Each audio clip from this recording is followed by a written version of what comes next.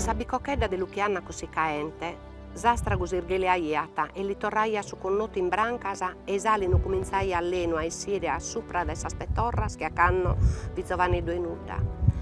Su coro che sonetti in carrasecare, torraiata a sonare ischitane lisa carena dormita. Canno che sia de cussa maghia, si torraiata a imperriare su camino e ghiraiata a guzzurra. Cussa pelea non fi durata metà tempus, c'hanno supriteri in bidda e ha compreso anne beni de sos omines cogliuatos e vacchianos in cucurighirde, vitannata bides cussi spantu. Non fi cosa ere meglio, su chi che lo vocaia dai domissoro che ne rispetto per uno pro muzeres e pro izzos. Duncas, aia deciso de biunghe spoddiches isse in nome de Deus e de Nostra Signora. Si vi segnato che in Saruca Santa aia gettato una turudda de abbasanta a intro anche aia boccata a Luchianna così caente a cada poleddo da Saidda. Aia annatu missa e in sapreca aia appetito misericordia pro cussos poveritos che aian perditu sos scherveddos i fatta cussu diaulu al luttu chimbester de emina e da essa die totu paria torratu che a prima. Sarvu su chi s'ammentaian sos omines de malis perrile.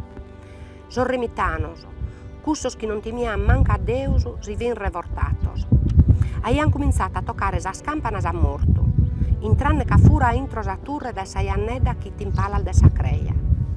Su pritteru, a sa prima scheliata de toccu, non comprenniat ti bi succedendo in cussa idda e credia che a beru su diaulu s'inchita posentatu intro de creia. Venas a canno, non caia vistu in berghenne de pala de sa turre, paia de umbras incorporata al de sa presse. Los aia cramatos a sagrestia, a de notte, pro non lo vider manco su diaulu, e annato paia paraulas a Boroneddu, su prul maleittu. Bi las aia annatas in su ricra, che ne chi sosateros aeren intesu nudda, e a sa paia e sardiese, Luchianna così caente i torrata bidda.